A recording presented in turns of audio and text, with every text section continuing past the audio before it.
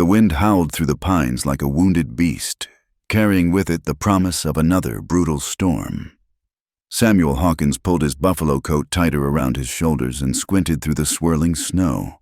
His horse, a sturdy mountain mustang named Buck, picked its way carefully down the treacherous slope, ice crackling beneath its hooves. For 12 years, Samuel had made these mountains his home. The jagged peaks of the Colorado Rockies rose around him like ancient sentinels, their snow-capped summits lost in the gray fury of the approaching blizzard. At 32, he'd spent more than a third of his life in this wilderness, trading the complexities of civilization for the harsh simplicities of survival. His hands, scarred and weathered from years of setting traps and skinning game, gripped the reins with practiced ease. The leather saddlebags behind him bulged with beaver pelts and wolf hides, a month's worth of trapping that would fetch enough salt, ammunition, and flour to see him through the worst of winter. If he could make it to Pine Ridge before the storm hit full force, the town appeared through the snow like a mirage, a cluster of rough-hewn buildings huddled against the mountainside, smoke rising from chimneys to be instantly torn away by the wind. Samuel hadn't planned to stop here. Pine Ridge wasn't his usual trading post. That was Clear Creek, another day's ride north. But Buck was favoring his left front leg, and the storm was closing in fast. He guided his horse down the main street, past the general store with its frost-etched windows, past the saloon where yellow lamplight spilled onto the wooden sidewalk. The town seemed unusually quiet for late afternoon. Then he heard it, the distant sound of fiddle music carried on the wind. The small church at the end of the street blazed with light. Horses and wagons crowded around it, their owners apparently unconcerned about the approaching storm. Samuel frowned. A wedding, from the look of it. In weather like this, folks must be either very much in love or very much in a hurry. He dismounted outside the livery stable, his boots crunching in the fresh snow. The stable boy, a freckled youth of perhaps 14, emerged rubbing his hands together. "Afternoon, mister. That's quite a storm brewing." "That it is," Samuel replied, his voice rough from disuse. Days could pass in the mountains without him speaking a word to anyone but Buck. "My horse needs tending. Left front hoof might have a stone." The boy nodded, eyeing Samuel's wild appearance, the tangled beard, the wolfskin cap, the rifle slung across his back. Mountain men were a rare sight these days, even in Pine Ridge. "Wedding at the church," the boy offered as he took Buck's reins. "Mr. Morrison's marrying that woman from back east. Pretty as a picture, they say." Samuel grunted noncommittally. He had no interest in town gossip or society weddings. His concern was the storm and finding shelter for the night. The Frontier Inn stood across from the church, and he headed there, his moccasined feet silent on the boardwalk despite his large frame. The inn's common room was nearly empty.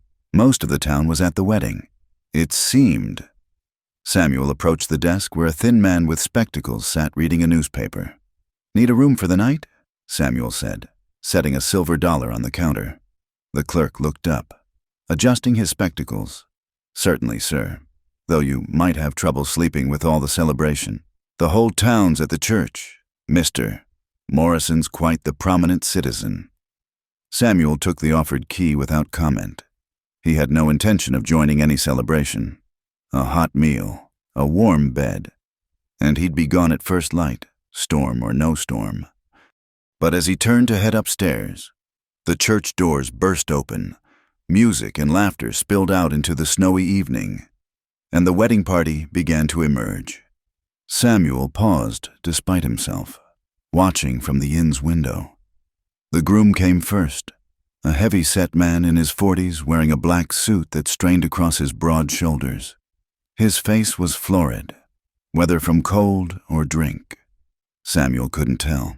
He had the look of a man used to getting his way, with small, calculating eyes and thick hands that gripped his new bride's arm possessively. Then Samuel saw her.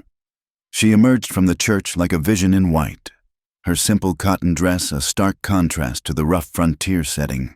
Unlike the elaborate gowns he remembered from his youth in Missouri, hers was plain but elegant. suited to a frontier wedding. Her dark hair was pinned up beneath a modest veil, and when she lifted her face to look at the swirling snow, Samuel's heart stopped. Even from across the street, even through the veil and the gathering dusk, he could see her features clearly. The delicate curve of her jaw, the way she held her shoulders, the particular tilt of her head when something caught her attention, all achingly familiar. She turned, perhaps sensing his gaze, and looked directly at the inn window where he stood. Her eyes widened, and her lips parted in surprise. Time seemed to stop, the celebrating crowd fading away until only the two of them existed in that frozen moment. Then she moved. Despite her new husband's firm grip on her arm, despite the crowd pressing around them, she pulled free and walked straight toward the inn. Her white dress dragged in the snow, but she didn't seem to notice. Her eyes never left Samuel's face. He found himself moving too, drawn by something stronger than reason. He pushed through the inn door and stood on the threshold as she approached. Up close, he could see how beautiful she'd become. Not the pretty child he remembered, but a woman of perhaps 25, with an elegance that seemed out of place in this rough mining town. She stopped just before him, close enough that he could see the gold flecks in her green eyes, close enough to catch the faint scent of lavender that clung to her despite the cold wind. For a long moment, they simply stared at each other. Then she spoke, her voice soft but clear above the wind. "Do you recognize me? Mountain Man? I was your childhood neighbor." The words hit Samuel like a physical blow. Elizabeth, Libby Turner, who'd lived on the farm next to his family's back in Missouri. Libby, who'd helped him catch fireflies in mason jars and wade in the creek looking for arrowheads. Libby, whose family had vanished one terrible night when their barn burned, taking her father with it. "Libby?" His voice came out hoarse, uncertain. She smiled then, a sad, sweet expression that nearly broke his heart. "No one's called me that in years. It's Elizabeth now. Elizabeth Morrison, as of about 10 minutes ago." Behind her, the wedding crowd had noticed her absence. The groom, Morrison, was pushing through the guests, his face darkening with anger. "You left," Samuel said stupidly, unable to form more coherent thoughts. "After the fire, you all just left. We had to. Mother couldn't bear to stay, and Uncle Theodore offered us a home in Philadelphia." She glanced over her shoulder at her approaching husband. "I always wondered what became of you, Samuel. When I heard about a mountain man trading in the territory, something made me hope." "Elizabeth!" Morrison's voice boomed across the street. "What in blazes are you doing?" She flinched but didn't turn. Instead, she reached out and touched Samuel's hand where it rested on the doorframe. Her fingers were ice cold. "I'm glad I got to see you again," she whispered. "I'm glad to know you're alive." Then Morrison was there, grabbing her arm roughly, pulling her back. "You'll excuse my wife," he said to Samuel, though his tone suggested no apology. "She's overtired from the celebrations." Samuel's instincts screamed at him to intervene, to pull her away from this man whose grip left white marks on her skin. But he knew the rules of civilization, even in a frontier town. She was married now. She belonged to another. "My apologies," Elizabeth said formally, allowing herself to be led away. But her eyes remained on Samuel's face, and in them he read something that made his chest tight. A plea, perhaps, or a farewell, or simply the echo of what might have been. The wedding party moved on, heading toward Morrison's grand house at the edge of town. Samuel stood in the doorway until they disappeared into the swirling snow, his mind reeling. Libby Turner, here of all places, married to that brute Morrison. He went back inside and climbed the stairs to his room, but he knew sleep would be impossible. Outside, the storm struck with full fury, rattling the windows and howling through the gaps in the walls. But Samuel barely noticed. All he could think about was a summer evening 20 years ago, when a boy and a girl had sat by a creek and promised to be friends forever. The memory hurt worse than any wound the wilderness had ever given him. Samuel sat on the edge of the narrow bed, his head in his hands. The lamp flickered in the drafty room, casting dancing shadows on the rough-hewn walls Elizabeth. After all these years, Elizabeth Turner stood before him in a wedding dress, married to another man. The memories came flooding back with a force that left him breathless. He was 12 again, racing barefoot through the tall grass with Libby at his heels, her laughter ringing across the Missouri fields. They'd been inseparable that last summer, building forts in the hayloft, catching tadpoles in the pond, sharing dreams under the vast prairie sky. He remembered the day she'd fallen from the apple tree, scraping her knee badly. He'd carried her piggyback all the way home, her arms tight around his neck, her tears dampening his shirt. His mother had cleaned the wound while Libby squeezed his hand, and afterward they'd sat on the porch eating ginger snaps, watching the fireflies emerge in the gathering dusk. "When I grow up," she'd said, "I'm going to marry someone brave like you, Samuel." He'd laughed, embarrassed. "That's silly talk, Libby." "It's not silly. You'll see." But they never got the chance to grow up together. 2 weeks later, the Turner barn caught fire in the middle of the night. Samuel had woken to the orange glow on his bedroom wall and the sound of his father shouting. By the time they reached the Turner farm, the barn was an inferno. Mr. Turner had run in to save the horses and never came out. The next morning, Mrs. Turner and her children were gone. A hastily scrawled note explained they'd gone to live with relatives back east. No forwarding address, no goodbye, just an empty farmhouse and the blackened ruins of a barn. Samuel stood and paced the small room, unable to shake the image of Elizabeth's face as Morrison grabbed her arm. There had been fear in her eyes. He was sure of it. Not just surprise at seeing him, but genuine fear of her new husband. He knew Morrison by reputation.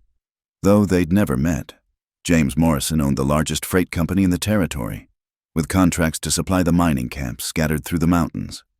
He was known as a hard businessman who crushed competitors without mercy. There were darker rumors, too, stories of missing freight drivers who'd crossed him, of claim jumpers found dead on land Morrison wanted. Why would Elizabeth marry such a man? The girl he'd known had been gentle and kind, always rescuing wounded birds and befriending stray cats. She'd cried for a week when her favorite lamb was slaughtered for Easter dinner. A knock at the door interrupted his thoughts. Samuel opened it to find the stable boy from earlier, now covered in snow. "Sorry to bother you, mister, but your horse is settled in fine. Found a stone wedged in his shoe, just like you thought. He should be good by morning." Samuel handed the boy a coin. "You were at the wedding?" The boy nodded eagerly. "Everyone was. 'Cept those who had to work. Quite a to-do. Mister Morrison brought in food from Denver and everything. The bride, she from around here?" "No, sir. Came in on the stage about 2 months back. From Philadelphia. They say she and her mother were staying at Mrs. Pemberton's boarding house." The boy's face grew serious. "Her mother took sick and died just last week. Lung fever." "Guess that's why the wedding was so quick, mister. Morrison offered to take care of everything." Samuel's heart sank. So Elizabeth was alone, recently orphaned, probably penniless. Morrison had swooped in like a vulture, offering security in exchange for what? A beautiful young wife to show off? A genteel Eastern woman to give him respectability? Did Miss Turner seem happy about the marriage? The boy shifted uncomfortably. "Well, she's a lady, ain't she? They don't show their feelings much, but—" He glanced around as if Morrison might be listening. "My ma says it's a shame. Such a sweet young thing married to a man like that. Ma does washing for the Morrison house, and she says he's got a terrible temper when he drinks." After the boy left, Samuel couldn't stay still. He pulled on his coat and headed downstairs. The storm had worsened, but he needed air, needed to move. The saloon across the street beckoned with warmth and light. Inside, the wedding celebration had spilled over from the church. Men lined the bar, toasting Morrison's good fortune with raised glasses. Samuel found a corner table and ordered whiskey, keeping his hat low over his eyes. "To Morrison," someone shouted. "May his new bride give him strong sons. And may she survive the process," another man added with a crude laugh. "His first wife didn't last 2 winters." Samuel's hand tightened on his glass. Morrison had been married before. Two men at the next table were deep in conversation, their voices carrying despite the noise. "Pretty little thing," one said. "Seems refined, not like the usual women out here." That's what Morrison wanted. His companion replied, "Someone to give him class. He's got political ambitions. Wants to run for territorial governor when we get statehood.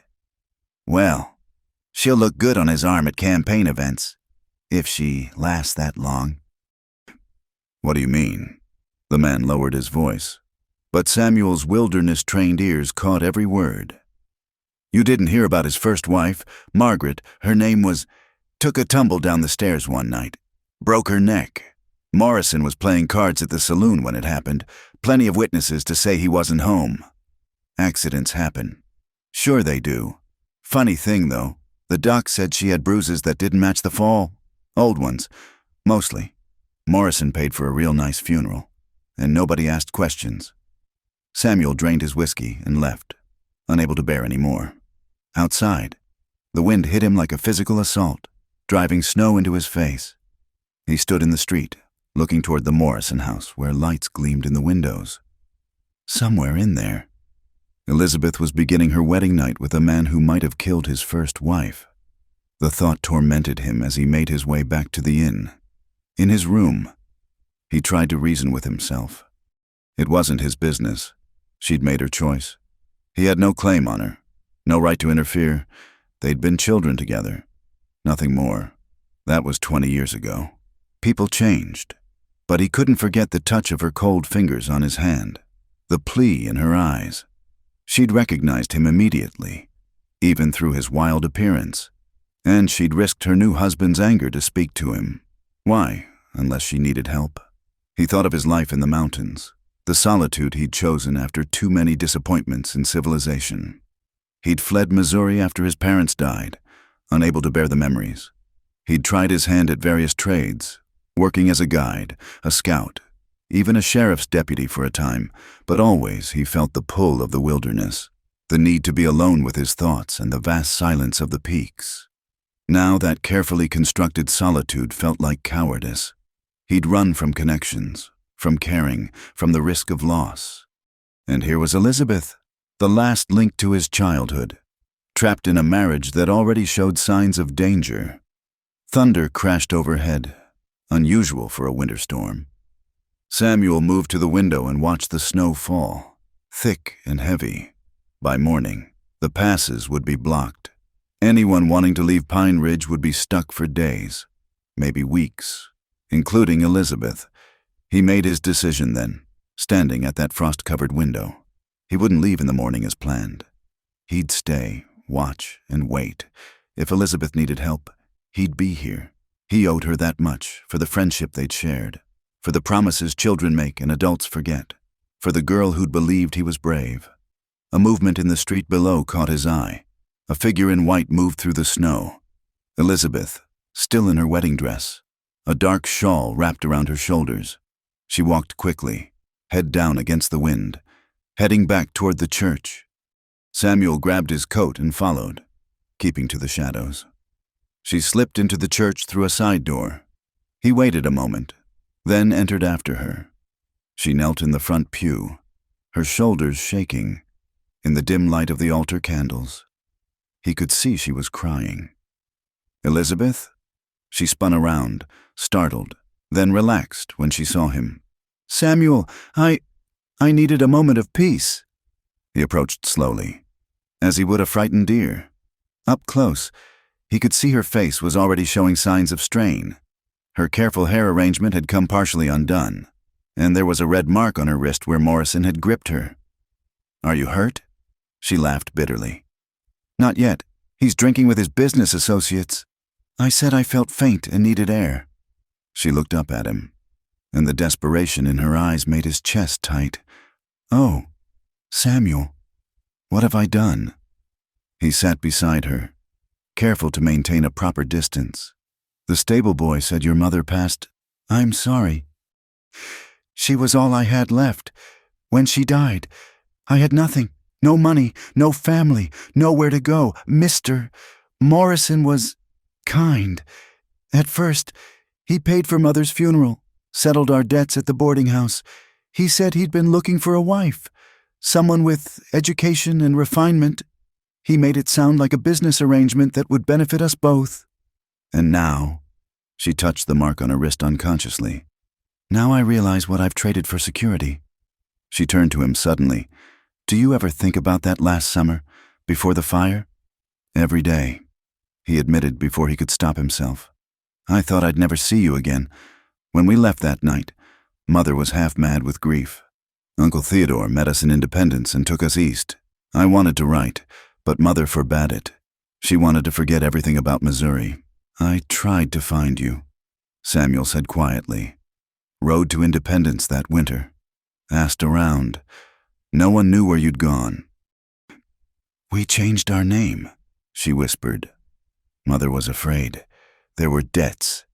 You see, Father had borrowed heavily to improve the farm. After he died, the creditors would have taken everything. So we became the Carters instead of the Turners. They sat in silence for a moment, the wind howling outside the church walls. Finally, Elizabeth stood. I should go back. He'll be looking for me soon. Samuel caught her hand as she passed. If you need help, anything at all, I'll be at the inn. She squeezed his fingers briefly. You always were trying to rescue things, Samuel Hawkins, but this isn't a baby bird with a broken wing. This is my life now. I made my choice. Did you, or did circumstances choose for you? She had no answer for that. She pulled her hand free and walked toward the door, then paused. How long will you stay in town? As long as necessary. She nodded once and disappeared into the storm. Samuel remained in the church for a long time, staring at the cross above the altar, wondering if God heard the prayers of men who'd lived too long in the wilderness to remember the proper words. The morning after the wedding dawned clear and bitter cold. Samuel stood at his window watching the town slowly come to life, smoke rising from chimneys into the crystalline air. The storm had passed, leaving Pine Ridge buried under 2 feet of fresh snow. The mountain passes would be treacherous, but passable for a man who knew them well. He should leave. Every instinct honed by years of survival told him to pack his gear, retrieve Buck from the stable, and head back to his solitary cabin before he became entangled in troubles not his own. But he remained at the window, watching the Morrison house at the edge of town, its windows dark in the early morning light. The innkeeper, a garrulous man named Josiah Pritchard, was serving breakfast when Samuel came downstairs. Morning, Mr. Hawkins. Coffee's hot and fresh. Samuel nodded his thanks and took a seat near the window. He'd given his real name when registering, seeing no point in deception. Quite a storm last night, Pritchard continued, pouring thick black coffee into a chipped mug. Though not as fierce as the one in Morrison's house, I'd wager. Samuel looked up sharply. What do you mean? Pritchard glanced around the empty dining room and leaned closer. Mrs. Dobbs. She does the cleaning up there. Came by early this morning for supplies. Said there was quite a commotion last night. Shouting, things breaking. The new Mrs. Morrison locked herself in her room. On her wedding night. That's what has tongues wagging. Morrison was pounding on the door, demanding she come out. Woke the whole household. Pritchard shook his head. Not a good start to a marriage, if you ask me. Samuel gripped his coffee mug tightly. Is Mrs. Morrison all right? Far as anyone knows, Mrs. Dobbs said she heard her crying, but the door stayed locked all night. Morrison finally gave up around dawn. Went to his freight office. Pritchard studied Samuel with shrewd eyes. You know the lady? We were neighbors as children, Samuel said carefully. Back in Missouri. Well, she's made her bed, as they say. Morrison's not a man to cross, and a wife's got no legal standing against her husband. Best to stay out of it. But Samuel couldn't stay out of it. After breakfast, he walked through town, ostensibly checking on Buck and purchasing supplies. In reality, he was gathering information, using the skills that had made him a good scout years before.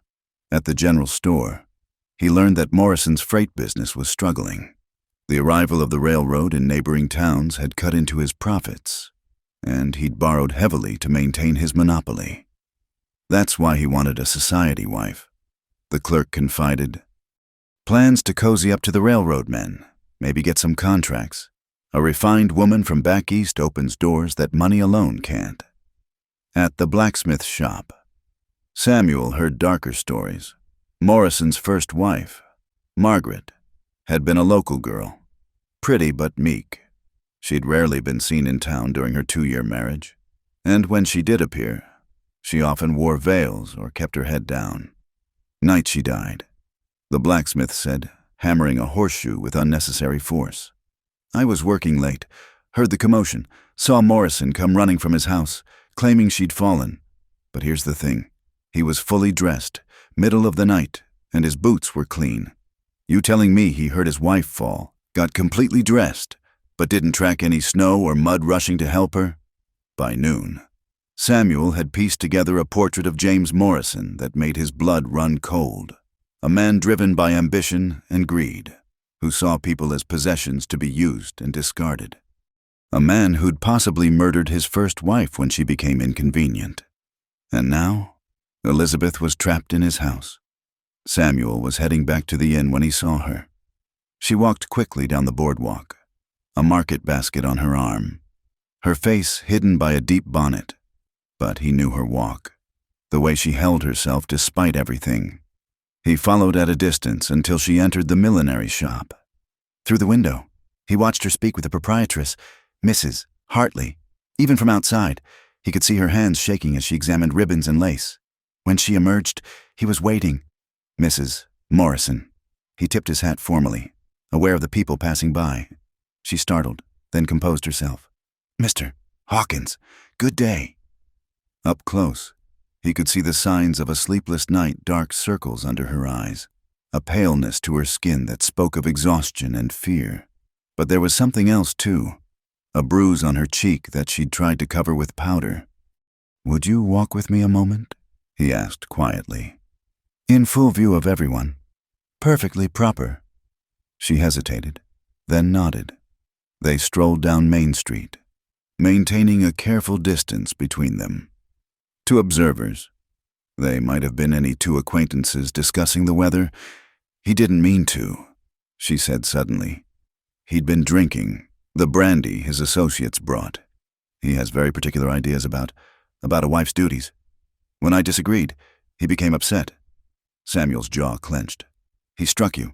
Just once. He apologized this morning, sent flowers to my room, white roses. She laughed bitterly, as if flowers could erase what I saw in his eyes. What did you see?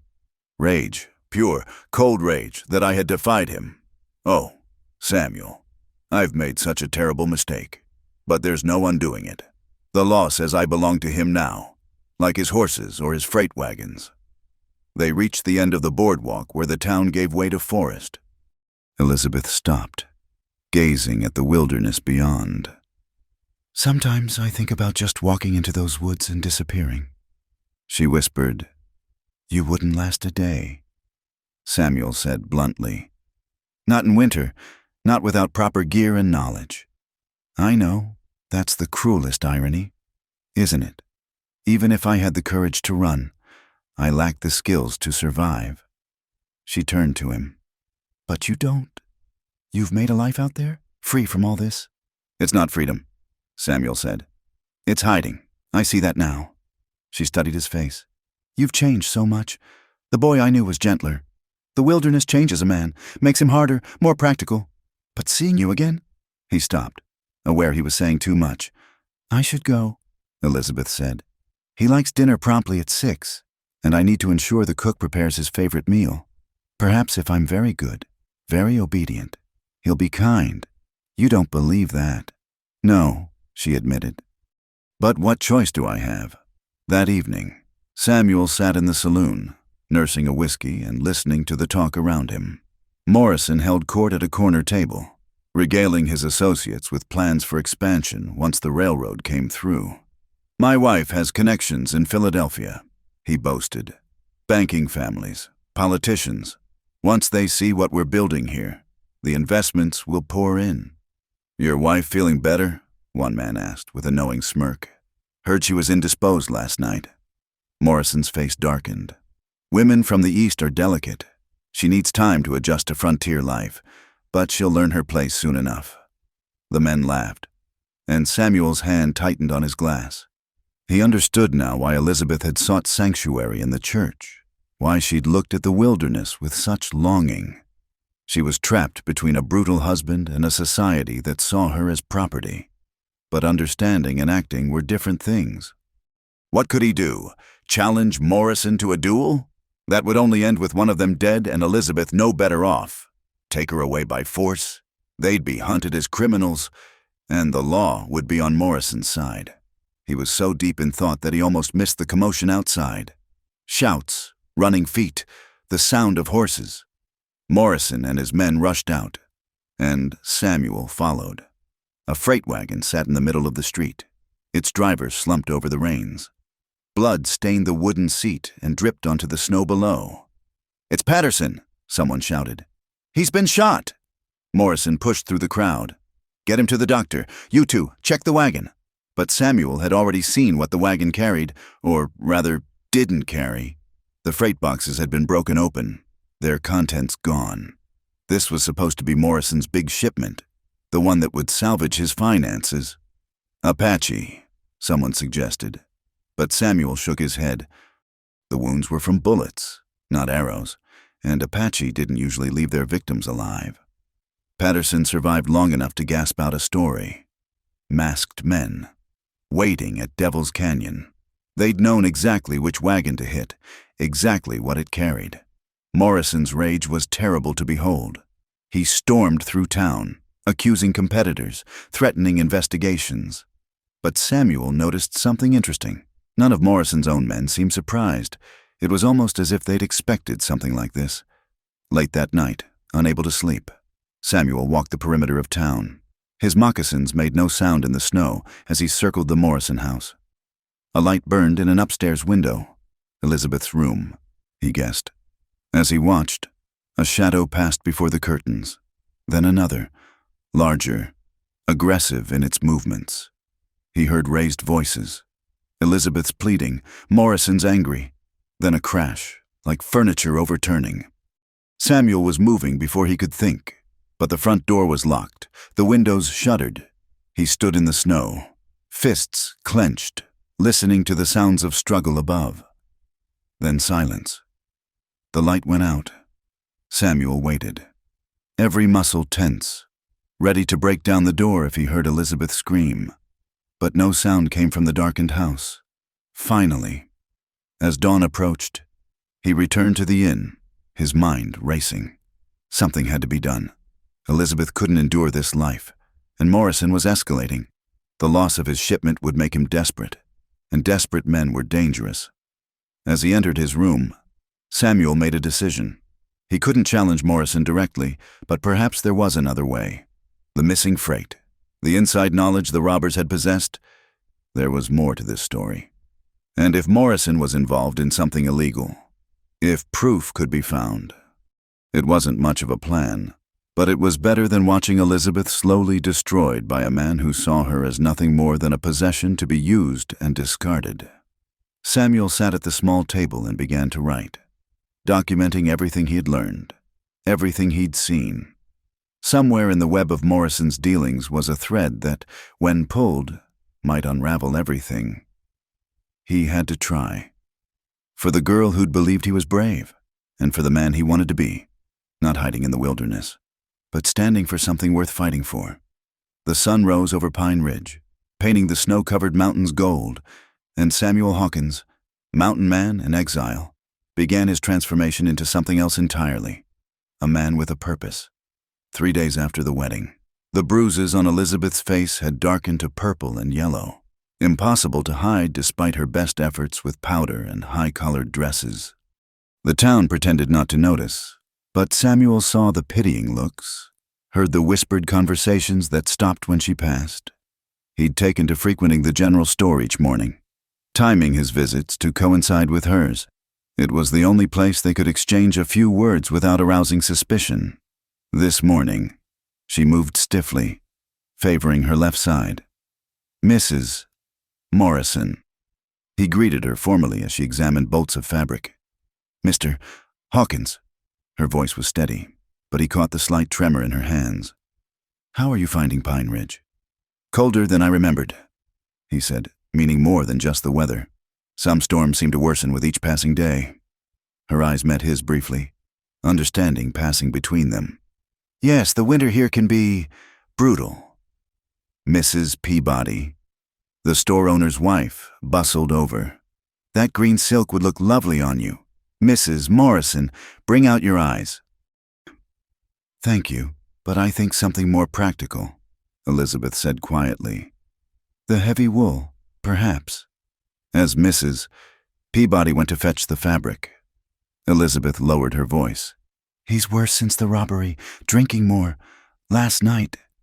She stopped, unable to continue.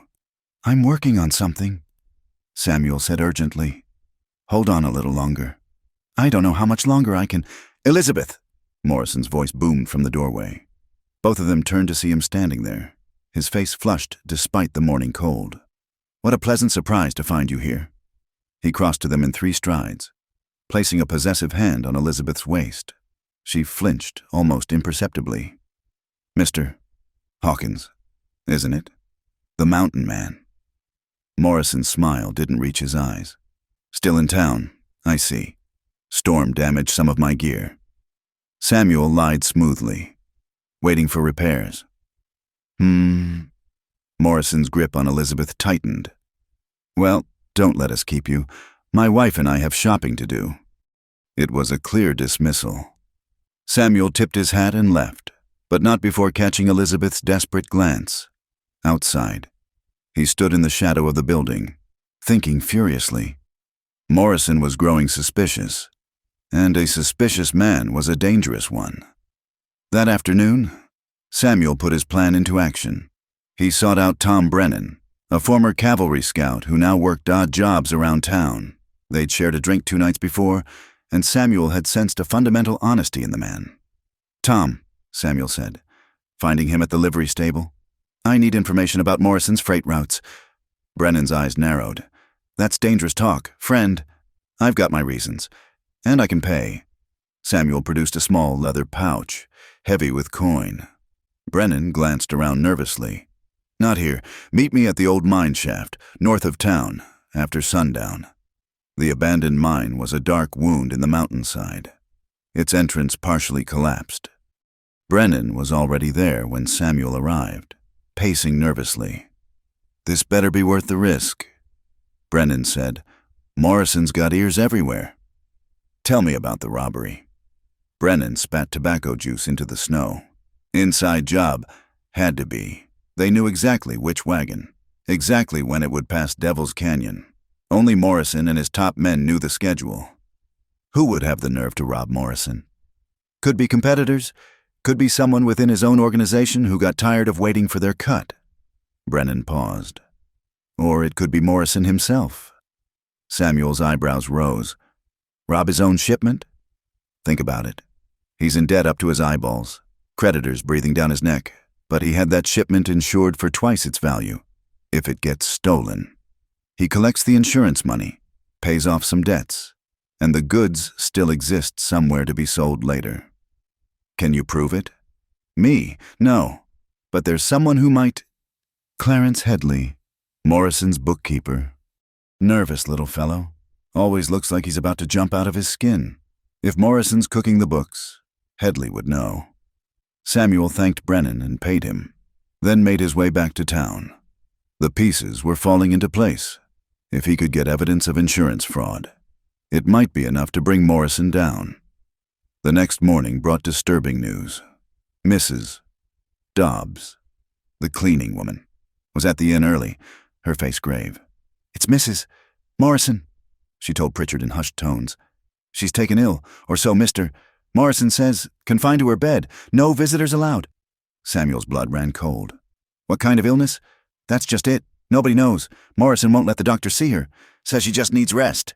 Mrs. Dobbs leaned closer. But I was there yesterday. Saw her trying to leave the house. Morrison caught her at the door, dragged her back inside.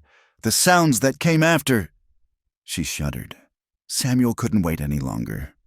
That evening, he located Clarence Headley's modest house on the poor side of town. The bookkeeper answered the door himself, a thin, rabbity man with nervous eyes. "Mr. Headley, my name is Samuel Hawkins. I need to speak with you about James Morrison." Headley's face went white. "I don't know what you mean. I'm just a bookkeeper. Who's been documenting fraudulent insurance claims?" Samuel said quietly. "I know about the staged robbery, and I think you want out before Morrison decides you know too much." For a moment, Headley looked ready to slam the door. Then his shoulders sagged. "Come in, quickly." The small parlor was cramped but neat. Headley poured himself whiskey with shaking hands. "How did you know?" "Lucky guess," Samuel said. "But I need proof. Mrs. Morrison's life may depend on it." "Ah." Understanding dawned in Headley's eyes. "You're the mountain man she knew as a girl. Morrison's been ranting about you. Will you help?" Headley was quiet for a long moment. Then, "He's going to kill her, you know, just like Margaret. Maybe not right away, but eventually, when she's no longer useful, or when she defies him one too many times. Then help me stop him." "I have ledgers," Headley said finally. "2 sets, one for the authorities. One real, they show everything, the debts, the insurance policies, the payments to the men who staged the robbery. But if Morrison finds out I gave them to you, he won't. We'll be careful." Headley went to a hidden panel in the wall and extracted several leather-bound books. "Take them. I've been wanting to leave for months, but I was too scared. Maybe this is my chance." Samuel tucked the ledgers inside his coat. "Get out of town tonight. Take the late stage to Denver." "What about Mrs. Morrison?" "I'll handle that." But as Samuel left Headley's house, he saw flames rising from the direction of the Morrison home. His heart hammering, he ran through the streets, joining the bucket brigade that was already forming. The carriage house was ablaze, horses screaming as stable hands tried to lead them out. Morrison stood in his nightshirt, shouting orders, and there, silhouetted in an upstairs window, was Elizabeth, pounding on the glass. "She's locked in!" someone shouted. Morrison made no move to help. "The door must have jammed," he said unconvincingly. "These old locks." Samuel didn't hesitate. He grabbed an axe from the fire wagon and charged into the house. The smoke was thick, but he knew the layout from his surveillance. He took the stairs 3 at a time, found Elizabeth's door locked from the outside. 2 swings of the axe splintered the lock. Elizabeth fell into his arms, coughing, her nightgown singed. "He locked me in," she gasped. "When the fire started, he locked me in. I know. Hold on." He carried her down the stairs and out into the night, where the crowd gathered. Women wrapped her in blankets while men continued fighting the fire. Morrison appeared, playing the concerned husband. "Thank God you were here. Hawkins, the lock must have jammed." "It was locked from the outside," Samuel said loudly. "I saw it." Murmurs ran through the crowd. Morrison's face darkened. "You're mistaken. The smoke, the confusion." "No mistake." Samuel met his gaze steadily. "Just like there was no mistake about your first wife's death." The accusation hung in the cold air. Morrison stepped forward, fists clenched, but the fire chief intervened. "That's enough excitement for one night.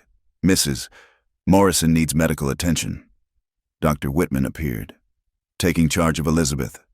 As he examined her for smoke inhalation, he found more bruises, old and new, covering her arms and ribs. His expression grew grim. "This woman has been severely mistreated," he announced. "These injuries didn't come from any fire." The crowd's murmur grew louder. Morrison tried to bluster, to deny, but the evidence was clear, and Samuel still had the ledgers hidden in his room, ready to deliver the final blow. Elizabeth looked up at him from where she sat wrapped in blankets, her eyes holding a mixture of fear and hope. The night was far from over, but for the first time since that wedding day, Samuel saw a glimmer of possibility. The fire was contained to the carriage house, but something larger was burning. Morrison's carefully constructed facade was finally crumbling. And in the ashes, perhaps Elizabeth could find her freedom. Dr. Whitman insisted on taking Elizabeth to his home, where his wife could tend to her properly. Morrison tried to object, but the crowd's hostile murmurs silenced him. Samuel watched as they led her away, her shoulders wrapped in a thick quilt, her face pale but determined. "This isn't over, Hawkins," Morrison growled, stepping close. "She's my wife. The law's on my side." "The law doesn't protect men who lock their wives in burning buildings," Samuel replied evenly. Morrison's eyes glittered dangerously.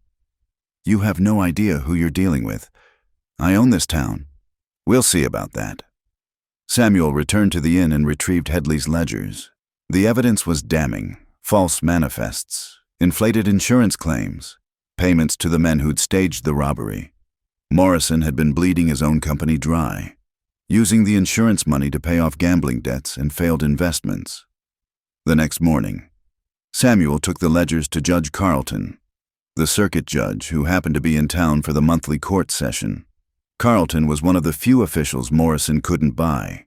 He lived in Denver and had a reputation for stubborn honesty. "This is serious business, Mr. Hawkins," Carlton said after reviewing the documents. "Insurance fraud, conspiracy, theft. If these ledgers are authentic, they are. Clarence Headley kept them." "He's already left town, fearing for his life." Carlton nodded slowly. "I'll issue warrants immediately. But Morrison has powerful friends. This could get ugly." It got ugly faster than anyone expected. By noon, Morrison's men were searching for Samuel, checking the inn, the stables, anywhere he might be hiding. But Samuel had anticipated this. He'd moved to an abandoned shack on the edge of town, one he'd scouted days earlier. From there, he watched Morrison's empire begin to crumble. The sheriff, forced by Judge Carlton's warrants, arrested 2 of Morrison's men who'd participated in the staged robbery. Faced with prison time, they quickly turned on their employer. But Morrison himself remained free, claiming the charges were fabricated by business rivals. And Elizabeth remained trapped in a legal limbo, safe for the moment at Dr. Whitman's house, but still Morrison's wife in the eyes of the law. That evening, Mrs. Whitman brought Samuel a message. Elizabeth wanted to see him. He found her sitting by the fire in the Whitman's parlor, looking fragile but resolute. The bruises on her face had darkened further, a testament to Morrison's brutality. "Samuel," she said softly as he entered. "Thank you. If you hadn't broken down that door." "Don't think about it," he said, taking a chair across from her. "How are you feeling?" "Sore, tired, but alive." She managed a weak smile. "Mrs. Whitman says Morrison's been by 3 times, demanding I return home. The doctor refuses to let him in." "Good, you're safe here. For now." Her expression grew troubled. "But he's right about the law. I'm his property. Eventually, I'll have to go back." "No," Samuel said firmly. "We'll find another way." "What way?" "Divorce is nearly impossible, especially for a woman. I have no money for lawyers, no grounds that a court would accept. A few bruises aren't enough. Wives endure worse every day, and the law does nothing." Samuel leaned forward. "What if Morrison goes to prison for fraud?" "Then I'm a criminal's wife, destitute and disgraced. Better than dead, I suppose, but—" She trailed off, staring into the fire. "Elizabeth, look at me." He waited until her eyes met his. "I won't let him hurt you again. Whatever it takes. You can't fight the whole world. Samuel, you're one man. I've survived worse odds." A knock interrupted them. Dr. Whitman entered, his face grave. "I'm sorry to intrude, but there's news. Morrison's posted bail, and he's gathered his men at the saloon. The talk is disturbing." "What kind of talk?" Samuel asked. "The kind that involves lynching parties and frontier justice. He's calling you a thief and a kidnapper, saying you're trying to steal his wife." Whitman paused. "I've sent word to Judge Carlton, but he's riding circuit and won't be back for days." Samuel stood. Then I'd better prepare for visitors. Samuel, no, Elizabeth said, rising despite her injuries. You can't face them all. I don't intend to. He turned to Whitman. Keep her safe. Lock the doors. Arm yourself if necessary. He left before Elizabeth could protest further. The streets were unusually quiet.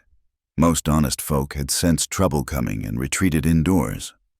Samuel made his way to the telegraph office, where he sent a carefully worded message to the UND Marshal's office in Denver, detailing Morrison's crimes and the immediate threat. Then he visited the gunsmith. Expecting trouble? The smith asked, noting Samuel's purchase of ammunition and a second pistol, hoping to avoid it. Samuel replied, "But a man should be prepared."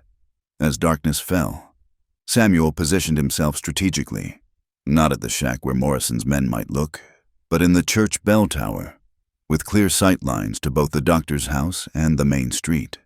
He'd learned patience in the mountains, the art of waiting for prey to reveal itself. He didn't have to wait long. Around midnight, a group of riders assembled outside the saloon. Morrison led them, his voice carrying in the still air as he worked them into a righteous fury.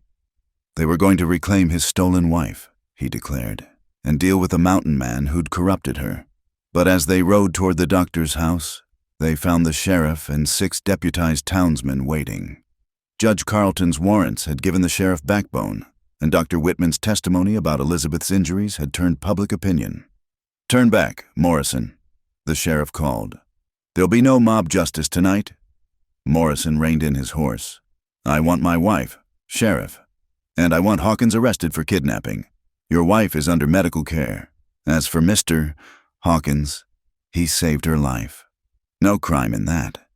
He's filled her head with lies, turned her against me. From what I've seen, you did that yourself," the sheriff replied steadily. "Now, disperse, all of you, before someone does something they'll regret." For a tense moment, violence hung in the air like smoke. Then Morrison wheeled his horse around. "This isn't over," he snarled. "I'll have satisfaction, one way or another." From his perch, Samuel watched them retreat. The immediate danger had passed. But Morrison was like a wounded bear now, more dangerous than ever. Something would have to give. The next morning brought unexpected news.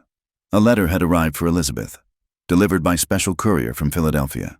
Samuel was present when she read it, her face cycling through surprise, joy, and uncertainty. "It's from my mother's cousin, Theodore Ashford," she explained. "He's a banker in Philadelphia. He heard about Mother's death and my situation. He's offering me a position as governess to his children, and passage back east." "That's wonderful," Samuel said, though his heart sank. "When?" "The stage leaves tomorrow afternoon." "He's already wired the money for passage." She looked at him, conflict clear in her eyes. "It's a chance for a new life, far from Morrison. You should take it." "Should I?" She set the letter aside. "What about you, Samuel?" "I'll be fine. I always am. That's not what I meant." She rose and crossed to where he stood by the window. "All these years, I remembered that boy who carried me home when I fell, who caught fireflies with me and promised we'd always be friends. I thought about you every summer, wondered if you remembered too." "I remembered," he said quietly. "And now we've found each other again, only to part once more." She touched his hand. "Come with me, Samuel. Leave this place. We could start over in Philadelphia." He was quiet for a long moment, imagining it. A life in the city, surrounded by people and buildings and noise, away from his mountains, his solitude, everything he'd known for 12 years. "I don't belong in places like Philadelphia," he said finally. "The wilderness is my home now." "Then I'll stay," she said impulsively. "We'll face Morrison together." "No." He turned to her, cupping her bruised face gently. "You need to go. Be safe. Morrison will never stop hunting you here. Take this chance. Elizabeth, live the life you deserve." Tears slipped down her cheeks. It's not fair. We just found each other again. Maybe that's enough, he said. To know we both survived, both remembered. Maybe that's all we were meant to have. She kissed him then, soft and desperate, tasting of tears and might-have-beens. He held her carefully, mindful of her injuries, wishing he could freeze this moment forever. But time moved forward relentlessly. That night, word came that Morrison had disappeared. His house stood empty, his office abandoned. Some said he'd fled ahead of federal marshals. Others whispered of darker possibilities. Samuel spent the night on guard, trusting nothing. Morrison wasn't the type to run. He was out there somewhere, planning something. The answer came with the dawn. A note, nailed to the doctor's door. Noon, Main Street. Come alone or she dies anyway. Morrison. A challenge. A duel. The kind of frontier justice Morrison believed in. Samuel showed the note to the sheriff, who shook his head. I can't allow this. Dueling is illegal. And if I don't show, he'll find another way, another time. At least this way. It ends today. The sheriff was silent, knowing Samuel was right. Morrison had lost everything. His business, his reputation, his wife. He had nothing left but rage and a desire for revenge. I'll be there, the sheriff said finally. To make sure it's fair. That's all I can do. Samuel spent the morning preparing. He cleaned his pistols, checked his ammunition, made peace with whatever gods listened to men like him. At 11:30, he went to see Elizabeth one last time. Don't go, she pleaded. We can leave now, together. Forget the stage, forget everything. Just run. He'll follow. You know he will. This is the only way to be truly free. She clung to him, and he breathed in the scent of her hair, memorizing it. Then he gently pulled away. If something happens, nothing will happen, she interrupted fiercely. You're going to win, and I'm going to get on that stage, and someday, when Morrison is just a bad memory, you're going to come find me in Philadelphia. He smiled sadly, kissed her forehead, and left without another word. They both knew the truth, that some canyons were too deep to cross, some wounds too old to heal. But it was a pretty dream, and he'd let her keep it. The clock tower struck noon as Samuel stepped into the street. The noon sun cast short shadows on Main Street as Samuel walked toward his destiny. The town had emptied, shutters closed, doors barred. Even the saloon sat silent, but he knew they watched from behind curtains and through cracks in the walls, the entire town holding its breath. Morrison waited in the center of the street, dressed in black like an undertaker. His face showed the ravages of the past days, unshaven, hollow-eyed, but burning with a terrible purpose. I knew you'd come, Morrison called out. Too much pride to run. This isn't about pride, Samuel replied, stopping 20 paces away. It's about ending this before anyone else gets hurt. Noble words from a thief. Morrison's hand hovered near his holster. You took everything from me. My business, my reputation, my wife. You lost those things yourself. I just held up a mirror. The sheriff stepped out from the jail, positioning himself to the side. This doesn't have to happen. Morrison, surrender now. Face the charges legally.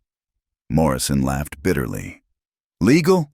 There's no law out here but what a man makes himself. He focused on Samuel. When I'm done with you, she'll have nowhere to run. A widow has even fewer rights than a wife. Samuel's jaw tightened. He'd suspected Morrison might see Elizabeth's widowhood as an opportunity to reclaim her, twisted as that logic was. Whenever you're ready, Samuel said quietly. Time slowed. A tumbling weed rolled across the street between them. Somewhere, a dog barked. Morrison's eyes narrowed, telegraphing his intent a heartbeat before his hand moved. Both men drew simultaneously. The crack of gunfire echoed off the buildings, followed by a second shot so close it sounded like one prolonged roar. Morrison staggered, clutching his right shoulder where Samuel's bullet had struck. His gun fell from nerveless fingers, but Samuel also wavered, blood spreading across his left side where Morrison's shot had found its mark. Damn you, Morrison gasped, falling to his knees. Couldn't even kill you proper. Samuel walked forward unsteadily, keeping his gun trained on the wounded man. "It's over, Morrison. Let her go." Morrison looked up, his face twisted with pain and rage. Then, quick as a snake, his left hand went to his boot, pulling a hidden derringer. The sheriff's rifle cracked before Morrison could aim. The small gun flew from Morrison's hand as he collapsed backward into the dust. "He's alive," the sheriff announced after checking. "But he won't be using that arm again." Samuel sank to one knee, pressing his hand to his bleeding side. The world tilted strangely, and he heard running footsteps. Elizabeth's voice calling his name. "Don't," he managed as she knelt beside him. "The stage." "Forget the stage," she said, tears streaming down her face. "Dr. Whitman, someone get the doctor." The next hours passed in a blur of pain and laudanum. Samuel drifted in and out of consciousness, aware of hands working on his wound, of Elizabeth's presence like an anchor in the storm. When he finally woke fully, it was night. He lay in a clean bed in the doctor's house, bandages wrapped tight around his middle. Elizabeth sat in a chair beside him, still wearing the same dress, now stained with his blood. "You missed your stage," he said hoarsely. "There'll be another." She took his hand. "Morrison's in custody. The federal marshals arrived an hour ago. Between the shooting and the fraud charges, he'll spend the rest of his life in prison." "Good." He studied her face in the lamplight. "You're free now." "Yes." She squeezed his hand. "Free to make my own choices." Dr. Whitman entered, checking Samuel's bandages. "You're lucky. Mr. Hawkins, the bullet went clean through without hitting anything vital. You'll be sore for weeks, but you'll live." "How long before he can travel?" Elizabeth asked. "Travel?" The doctor frowned.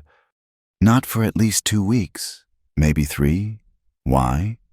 "Because we have plans to make," she said firmly. "Don't we, Samuel?" He looked at her, confused. "Elizabeth, I've been thinking," she continued. "Philadelphia was my mother's dream, not mine. I don't want to be a governess to someone else's children. I want—" She paused, gathering courage. "I want to go with you." "To the mountains?" "Elizabeth, you don't understand what that life is like. The isolation, the danger. I understand that I've spent the last week locked in a prison of propriety and law. I understand that the only time I've felt truly alive was when we were running through the snow that night, free under the stars." Her voice grew stronger. "I understand that I lost you once, and I won't lose you again." "It's no life for a woman," he protested weakly. "Says who? There are women throughout these mountains, living and thriving. I can learn. Samuel, I'm stronger than I look. I know you are." He touched the bruises on her face gently. "You survived Morrison. Then give me a chance to choose my own life, not what's proper or expected, but what I want." She leaned closer. "And what I want is you." Dr. Whitman cleared his throat. "I'll give you two some privacy. But Mr. Hawkins needs rest." After he left, Samuel was quiet for a long moment. "It won't be easy," he said finally. "My cabin is small, rough, no fancy dresses or tea parties. I've had fancy dresses. They came with a price I couldn't pay." She smiled. "Besides, I seem to remember a girl who preferred climbing trees to tea parties. That was a long time ago." "Not so long." She brushed his hair back from his forehead. "Some things don't change, Samuel. We were friends once. We could be again, and maybe more." He caught her hand, holding it against his cheek. "You're sure?" "I've never been more sure of anything." He pulled her down for a kiss, gentle and full of promise. When they parted, she was smiling through her tears. "Rest now," she said. "We have time to plan. The mountains aren't going anywhere." Over the next 2 weeks, as Samuel recovered, they made their preparations. Elizabeth sold the jewelry Morrison had given her, meaningless baubles that funded supplies for a new life. She traded her silk dresses for practical wool and leather, her delicate shoes for sturdy boots. The townspeople watched with a mixture of scandal and admiration. Here was a woman who'd survived a brutal marriage, who could have retreated to comfortable safety in the east, choosing instead the uncertain freedom of the frontier. Mrs. Whitman taught her basic medical skills, how to treat wounds, identify medicinal plants, set broken bones. The general store's wife showed her how to preserve meat, make pemmican, repair tears in heavy fabric. "You really mean to do this?" Mrs. Peabody said, watching Elizabeth practice loading a rifle under Samuel's instruction. "I do." Elizabeth sighted down the barrel, squeezed the trigger. The shot hit the target dead center. "I wasted too many years being what others expected. It's time to be myself." The day Samuel was cleared to travel, they stood together outside the church where it had all begun. The building looked different in daylight, smaller somehow, less imposing. "Any regrets?" Samuel asked. "Only that it took us so long to find each other again." She adjusted the pack on her shoulders. She'd insisted on carrying her own supplies. "I'm ready." They rode out of Pine Ridge as the sun crested the mountains, painting the peaks gold and rose. Buck carried Samuel, while Elizabeth rode a sturdy mare she'd named Liberty. Fitting, Samuel thought. The town fell away behind them, and the wilderness opened before them like a promise. There would be challenges ahead, harsh winters, dangerous wildlife, the 1,000 difficulties of frontier life. But there would also be freedom, honest work, and the chance to build something together.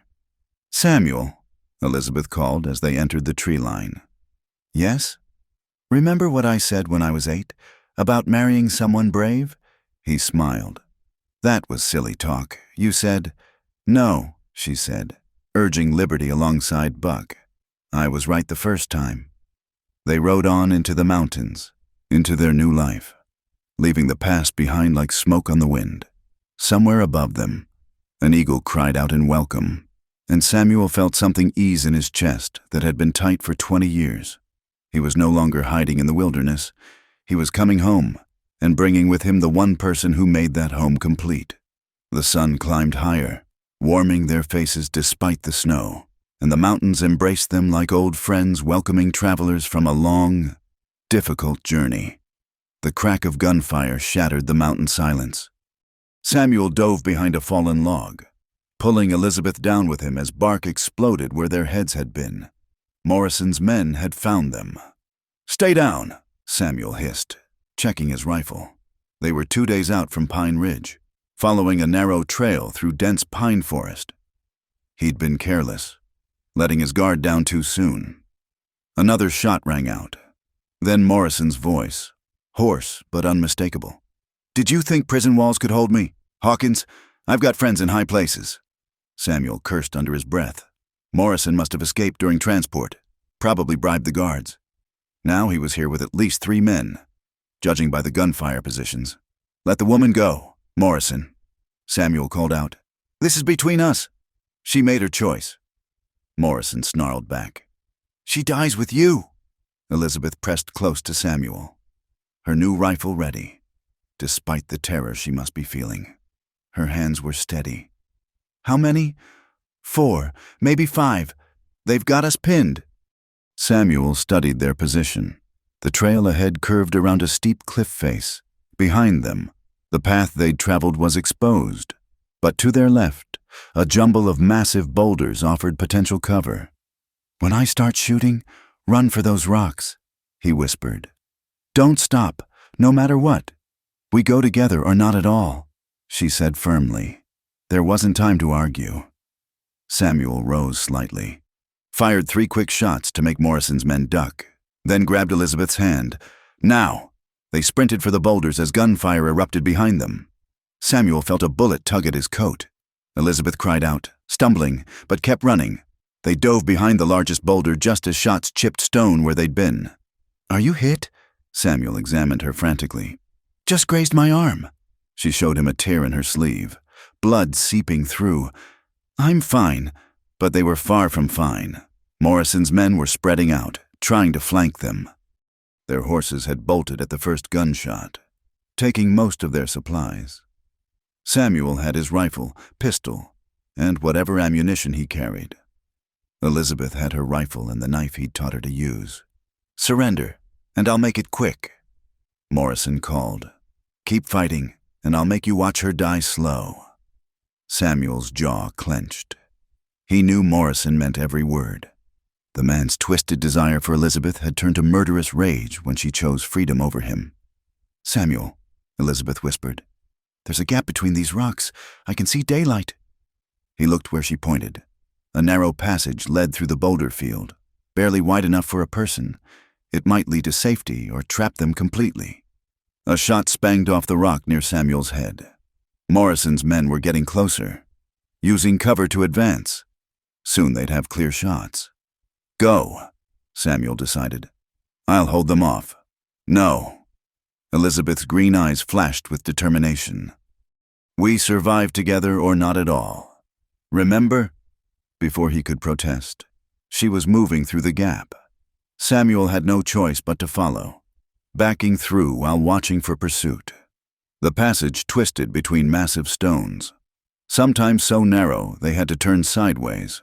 They emerged on a steep hillside covered in loose shale. Above them, the mountain rose in jagged cliffs. Below, a rushing river carved through a deep gorge. And behind them, shouts indicated Morrison's men had found the passage. "The river," Elizabeth said. "If we can reach it." A bullet whined past, answered by Samuel's return fire. They half ran, half slid down the treacherous slope, stones cascading around them. Elizabeth lost her footing, sliding 20 feet before catching herself on a scraggly pine. Morrison appeared at the passage exit, his wounded arm in a sling but a pistol in his good hand. His face was twisted with insane fury. "You should have let her burn. Hawkins!" He fired, the bullet striking sparks from the rocks near Elizabeth. Samuel's rifle cracked in response, but Morrison ducked back. More men emerged, firing down at them. They reached a cliff above the river, a 20-foot drop to dark, rushing water. Samuel could hear the roar of rapids downstream. "Can you swim?" he asked Elizabeth. "I grew up on a farm in Missouri," she said with dark humor. "What do you think? Then hold your breath and pray." He grabbed her hand. On 3, 1, 2, Morrison's men burst from cover, firing. Samuel felt a burning pain across his ribs as he and Elizabeth leaped into space. The water hit like a frozen hammer, driving all breath from their bodies. The current seized them immediately, spinning them downstream. Samuel struggled to keep hold of Elizabeth, to keep both their heads above water. Rocks loomed out of the foam. Samuel twisted, taking the impact on his back, protecting Elizabeth. Stars exploded across his vision. Then they were past, swept around a bend that hid them from Morrison's view. They fought the current for what seemed like hours, but was probably minutes. Finally dragging themselves onto a rocky beach in a calm eddy, they lay gasping like landed fish, coughing up river water. Are you all right?" Samuel managed. Elizabeth pushed herself up on her elbows, hair streaming water, clothes torn and clinging. "Define all right," she said weakly. "Despite everything." Samuel found himself laughing. The absurdity of it all, pursued by a madman, shot at, nearly drowned, and she still had her dry humor. Elizabeth looked at him like he'd lost his mind, then started laughing too, partly hysteria, partly relief. "We need to move," Samuel said finally, sobering. "Morrison won't give up. He'll follow the river." They wrung out what they could, checked their weapons. Miraculously, Samuel's pistol had stayed in its holster. His rifle was gone, lost to the river. Elizabeth had managed to keep her knife. Samuel's ribs burned where the bullet had grazed him, and Elizabeth's arm was still bleeding. They tore strips from her underskirt to bind their wounds, then began working their way downstream along the bank. The sun was setting when they found the cave, a shallow shelter carved by ancient waters, hidden behind a screen of willows. They crawled inside, exhausted beyond measure. "No fire," Samuel said regretfully. "The smoke would give us away." "I'm too tired to care," Elizabeth said, curling against him for warmth. Despite their soaked clothes and the dropping temperature, her presence was comforting. "I'm sorry," Samuel said into the darkness. "I should have expected this, should have been ready." "Stop," she placed a finger on his lips. "Morrison's choices aren't your fault, or mine. He's a rabid animal that needs to be put down. Tomorrow, we'll circle back to the trail, find our horses if we can. Get to Fort Collins, alert the authorities. Tomorrow, she agreed. Then, softer. Samuel, despite everything, being shot at, nearly drowning. I'm not sorry. This is still better than the life I left. He pulled her closer, feeling the steady beat of her heart against his chest. You're insane. You know that? Probably. But I'm free. She tilted her head up, finding his lips in the darkness. They kissed with desperate passion, aware of how close death had come, how uncertain tomorrow was. When they parted, Samuel felt something fundamental shift inside him. This wasn't just about protecting Elizabeth anymore, or honoring a childhood connection. This was about a future, a life together, if they could survive to claim it. A sound outside made them freeze, footsteps on gravel, careful but audible. Samuel eased his pistol free, pushing Elizabeth deeper into the cave behind him. I know you're in there, Morrison's voice carried on the night air. Saw your tracks. Just me now. Sent my boys around to cut off your escape. But I wanted to finish this personal? Samuel weighed their options. The cave had only one entrance. Morrison had chosen his approach well. Let her go. Samuel tried one more time. Take me, but let her go. She had her chance to be a respectable widow. Morrison said, could have mourned you properly. Found another husband. Instead, she chose to run off like a savage. She's as guilty as you now. Elizabeth's hand found Samuel's in the darkness. Squeezing tight, he squeezed back. A silent promise. Whatever happened, they'd face it together. You want us? Samuel called out. Come and get us. Morrison's laugh was ugly. Oh, I will. But first, I think I'll enjoy the anticipation. You can sit in there all night, wondering when I'll strike. Maybe I'll wait for dawn, when you're stiff with cold. Maybe I'll smoke you out, or maybe... His voice grew closer. Maybe I'll just... The sound of a rifle shot cut him off, followed by a heavy thud. Samuel waited, every muscle tense. Then a familiar voice called out, It's Tom Brennan. Morrison's down. You folks all right in there? Samuel emerged cautiously to find the former cavalry scout standing over Morrison's still form, rifle in hand. 3 other men from Pine Ridge spread out behind him. Tom? How did you... Dr. Whitman sent word when Morrison escaped. We've been tracking you for 2 days. Lost you at the river, but heard the gunshot just now. Brennan judged Morrison with his boot. He's done. Clean shot through the heart. Elizabeth emerged from the cave, swaying with exhaustion. His men, captured an hour ago. They were circling back when we caught them. Brennan grinned. Turns out the whole town's been worried about you two. Even pooled together a reward for bringing Morrison in, dead or alive. Keep it, Samuel said. We just want to go home. Home? Brennan looked between them. You mean the mountains? Elizabeth stepped forward, taking Samuel's arm. Despite everything, her torn clothes, tangled hair, the blood and dirt, she held herself with quiet dignity. Yes, she said simply. Home. News of Morrison's death spread through the Colorado Territory like wildfire. The man who had terrorized Pine Ridge, who had built his empire on fear and brutality, was gone. His victims began to speak. Freight drivers he'd cheated, competitors he'd ruined, women who'd suffered in silence. The federal marshals found evidence of more crimes than anyone had imagined. Samuel and Elizabeth returned to Pine Ridge briefly to settle affairs. The town that had once whispered behind closed doors now openly embraced them. Judge Carlton himself presided over a hearing that cleared them of any wrongdoing in Morrison's death. Self-defense, clear as day. The judge declared, Mr. Hawkins and Mrs. Morrison, Miss Turner were fleeing for their lives from an escaped criminal. Case closed. Elizabeth had legally reclaimed her maiden name, shedding the last vestiges of her brief, terrible marriage.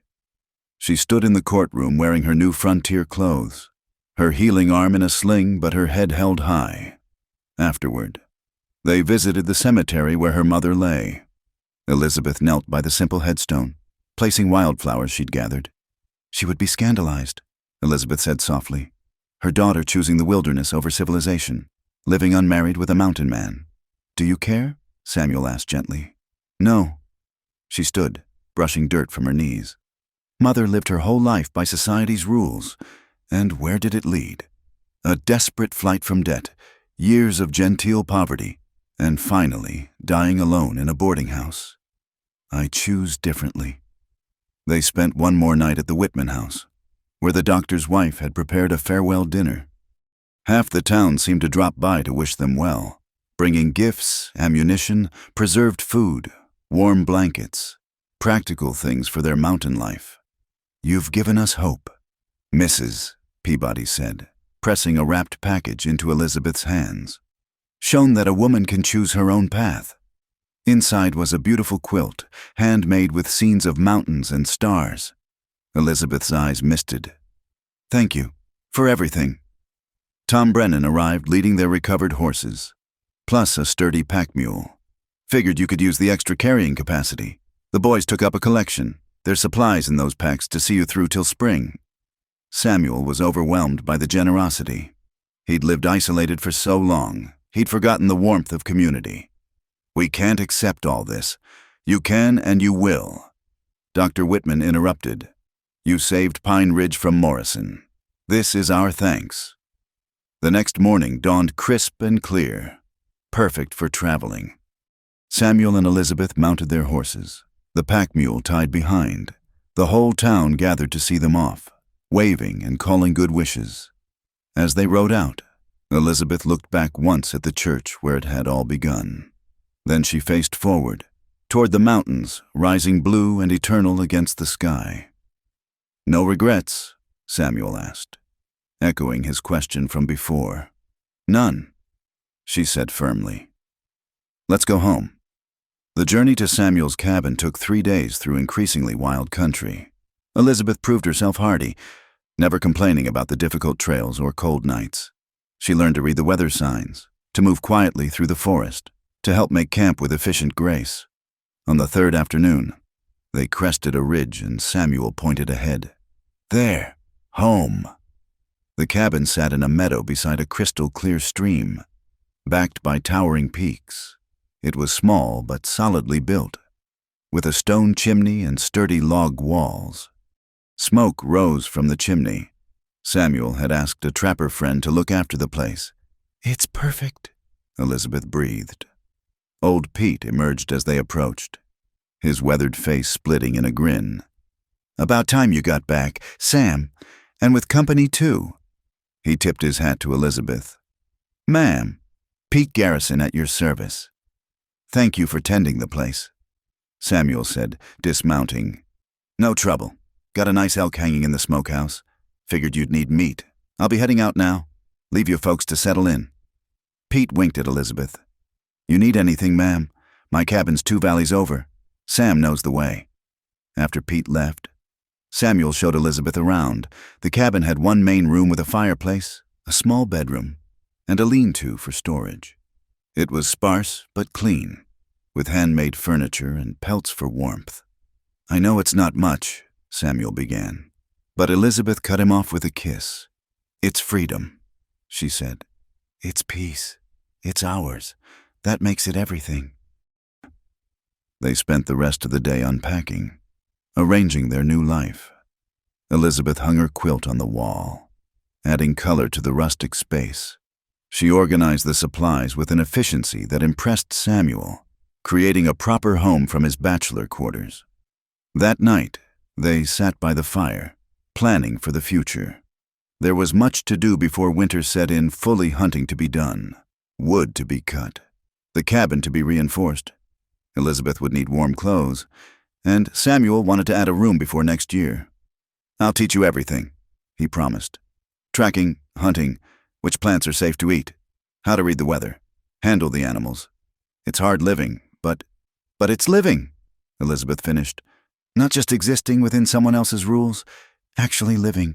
She nestled against him. I want to learn it all. Over the following weeks, she proved as good as her word. She learned to shoot with deadly accuracy, to move through the forest like a shadow. She could dress a deer, prepare hides, identify edible plants. The soft city woman transformed into a capable frontier partner. But more than that, she brought warmth to Samuel's isolated existence. The cabin filled with her laughter, her singing as she worked. She told stories by the fire, read from the few books they had, created civilization in the wilderness without trying to tame it. One evening, as the first heavy snow began to fall, they stood together watching the flakes dance in the fading light. "Winter's here," Samuel said. "Once the passes close, we'll be cut off till spring. Last chance to change your mind." Elizabeth turned in his arms. "Samuel Hawkins, when will you understand? I'm exactly where I want to be, where I choose to be. Even though we're not married? Even though people would call this improper?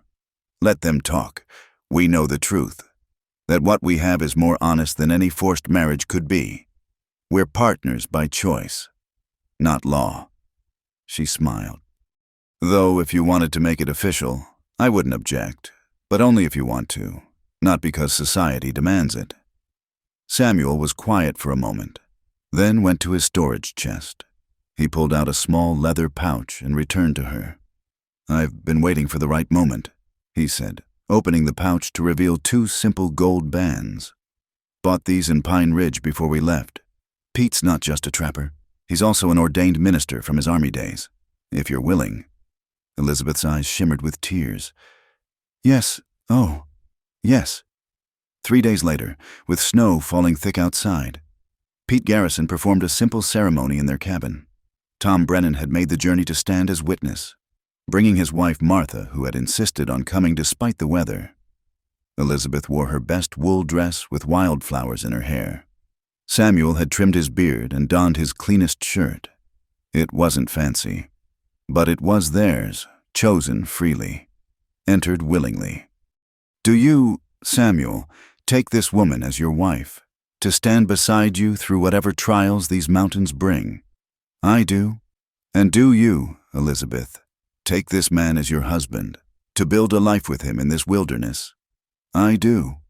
"Then, by the power vested in me by the territory of Colorado and the Almighty above, I pronounce you husband and wife." They kissed as their friends cheered, and Martha produced a cake she'd somehow managed to transport through the snow. They celebrated into the night, sharing stories and dreams while the storm wrapped the cabin in a cocoon of white. When the guests finally departed, promising to visit come spring, Samuel and Elizabeth stood together in their doorway, watching the snow fall on their kingdom of peaks and pines. "No more running," Samuel said softly. "No more hiding, just living." "Together," Elizabeth added, threading her fingers through his. "The way it should have been from the start. Maybe it happened exactly as it needed to." Samuel reflected. "We both had to grow, to become who we are now. That boy and girl in Missouri might not have been ready for this, but we are now." Elizabeth leaned into him. "And we have the rest of our lives to make up for lost time." Inside the cabin, the fire crackled warmly. Outside, the vast wilderness stretched endlessly under its blanket of snow, and in between, 2 souls who had traveled long, difficult roads to find each other again created their own world, one built on choice, courage, and the kind of love that could survive anything. The mountains stood witness to their joy, ancient and enduring, promising that some things, like true love and freedom, were worth any price to claim. In the years to come, other settlers would speak of the Hawkins place with admiration and a touch of envy. Not for their material wealth, which was modest, but for the obvious happiness that radiated from their simple cabin, the partnership that made them stronger together than apart. They had children eventually, strong mountain children who grew up free and fearless. They weathered storms and droughts, lean times and plenty. They grew old together in their meadow, never regretting the choice made in extremity that became the foundation of a lifetime's joy. And sometimes, on quiet evenings, Elizabeth would look at Samuel and say, "Do you recognize me? Mountain Man? I was your childhood neighbor." He would smile and reply, "I recognize you. You're my heart, my home, my forever." The wilderness had brought them together, tested them, and finally blessed them with a love as enduring as the mountains themselves. Wild, free, and absolutely true. Thank you for listening to this Wild West love story. Where are you tuning in from today? I'd love to hear your thoughts in the comments below. Don't forget to subscribe to From Wild West channel and share what touched your heart about Samuel and Elizabeth's journey. Your comments and experiences make our storytelling community special.